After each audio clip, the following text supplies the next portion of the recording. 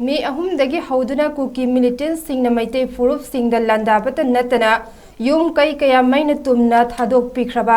मयुम मकै लेजिद्रबा मियोयसिंगना चंगजभम लौदुना लैरिबा रिलीफ कैंप 13दा रोमी बैग इंडस्ट्री की प्रोपाइटर कुंबो मयुमदना चंद्रगी मिरेंग मखादा all Manipur footwear and leather development association सगोलबन तेरालुक्राम लैरकना सिंदुना निंगथम थादा सिजिनगदबा जैकेट अमदे खोंगुपसिंग येंथोकपगी खोंचत ngasiदगी हौख्रे खोंचत अदुगा मरी लेनना रोमी बैग के प्रोपाइटर कुंबो मयुमदना चंद्रना फोंदोरकपदा मणिपुर हौखिबा मे अहुमदगी हौदुना थोकलिबा इरांग असिदा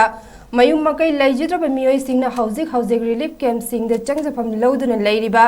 इनमेट्सिंगना निंगथम था लाकपसिदा सेट चानबा फिरोलगी अवाबा लैरिबा असे खरा मखैदि कोकनबा जैकेट अमदि शूज पीबगी खोंथांग असे लौखटपने मणिपुर की तोंगान तोंगान मफमसिंगदा हांगलिबा पुनः रिलीफ कैंप 13दा चतुना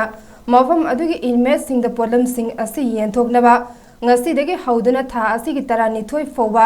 नुमित 5 चुपना चथगनी हाइनसु फोंदोखे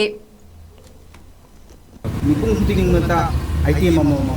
पोचे फंगनबैदमक्ता पांदबदा अखोइना डायरेक्ट अखोइना केमदा चलगा केमदा पोतो छालंग थममगा हनब नतबदा अखोइना मसादा डायरेक्ट उनरगा मसादा पोचे फंगनबैदमक्ता मतम लौबिरगा येंथोकु आइबो मतमदा मोइन आराव आराव याबिदुना सिंबिबेदमक्ता all Manipur footwear development association बो हनन खगचबगलोइना रोमी बैग पांगजरीबा पोलमसिंग हाइटेट समलप अमल थमजगे मयाम खुमदा sweater 2,209 school शूदा 500 piece sport शूदा 1,579 blazer दा 19 पीस ट्रैक सूट दा 80 पीस पोलो शर्ट दा 310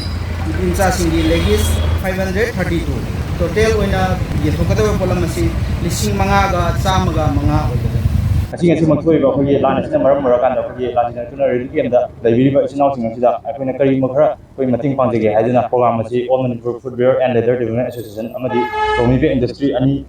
खसनदुना अहान मोइना कना जुन थादा अखोई स्माइना सिंजोय लेजगरे अनि सुना सिनबासी ngasiदगी हौरगान ngasi तारिख 9 नवेम्बर की सिदगी हौरगान नवेम्बर की तारिख 23 सिबो अखोई नुमि 5 नि लेफ्टना ससजगनी बि रोमी बैग इंडस्ट्री की प्रोवाइडर निंगोइना पंजाब दा अखोई तामोदना चंद्रदा अखोइना हाजिरोबदा रिलीफ कैंप दी दबा अखोई